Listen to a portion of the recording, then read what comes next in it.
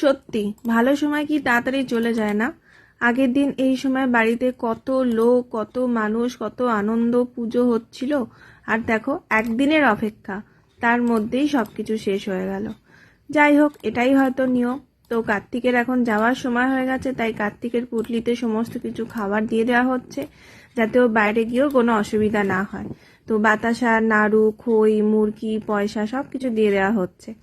আর এখানে বরণের নিয়ম স্টার্ট হয়ে গেছে, 3 জন বা 5 জন যার যেরকম হয়, তো সবাই মিলে এটাই করছে। আর এই সময় মনটা এত খারাপ লাগছিল কি বলবো। আর কার্তিকে কিন্তু খাওয়ানোর প্রথম সুযোগ পেয়েছে কার্তিকের ঠাকুমা।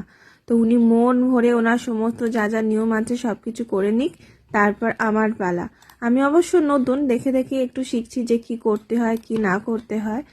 আর এরপর হচ্ছে আমার পালা। আমার যেহেতু নাড়ু খেতে ভীষণ ভালো লাগে, তাই আমি কার্তিককেও প্রথমেই নাড়ু খাইয়েছি। আমার ইচ্ছাটা ওর উপর দিয়ে পূরণ করে নিলাম এখনই। যাই হোক, এরপর হচ্ছে কার্তিকের কানে কানে মনের ইচ্ছাটা বলতে হয়। সেটা তো আর জোরে বলতে পারবো না, ওটা মনের মধ্যেই থাক, ঠিক আছে? তো এই সময় সব থেকে হচ্ছে কষ্টের টাইমটা হচ্ছে এরপর, যখন ওটার নাম হচ্ছে কনকাঞ্জলি। আর হ্যাঁ, যাওয়ার সময় কিন্তু এই পাটাও একটুখানি হলুদ জল দিয়ে ধুতে হয়। এই যেটা বলছিলাম, এই যে এরকম একটা আঁচলের মধ্যে সমস্ত চাল টাল দিয়ে ঘরে ঢুকে যেতে হবে, আর দেখা যাবে না। এই সময়টা এত খারাপ লাগছিল কি বলবো।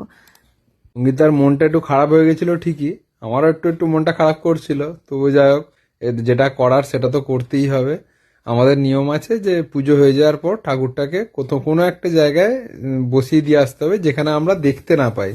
তো আমরা আমাদের ওখানে ক্ষেত্রবলতলা নামে একটি জায়গা আছে, সেখানেই আমরা বসিয়ে দিয়ে এসেছিলাম। থেকে বলে দিয়েছিল ঝোলাটাকে খুলে দিয়ে আসতে, কারণ রাত্রিবেলা যদি ওর খিদে পায় এই ঝোলা থেকে বার করে ও খাবে, তাতে ওর খুলতে অসুবিধা না হয়। কিন্তু এখানে একা নয়, এরকম ওর অনেক বন্ধুরা আছে ওর সাথে এখানে পাশে। দেখো এটা, দেখতে পাচ্ছ ওর কত বন্ধুরা। যাই হোক, কার্তিক পুজোর ব্লগ এখানেই শেষ হলো, টাটা।